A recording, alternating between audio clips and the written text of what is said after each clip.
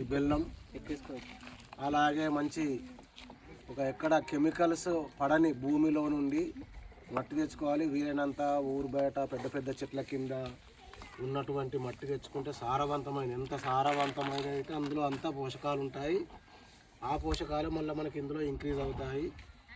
ఇవి 4 రకాలు: పేడ, మూత్రము, బెల్లము, పిండి మరియు మట్టి. సారవంతమైన మట్టి వీలైనంత జంగల్లోది, వ్యవసాయ భూములకు దూరంగా, ఎందుకంటే వ్యవసాయ భూముల్లో అంతా కెమికల్సే ఉన్నాయి. ఆ భూమిలో ఎలాంటి పోషకాలు ఉన్నాయి.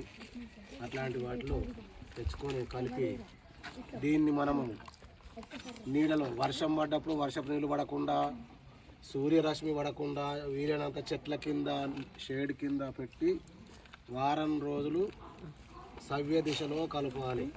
ప్రొద్దున సాయంత్రం, ప్రొద్దున 5 నిమిషాలు, సాయంత్రం 5 నిమిషాలు మెల్లగా కలుపుతుంటే అంతా ఫర్మెంట్ అంటే తెలుగులో ఏమనొచ్చు సార్?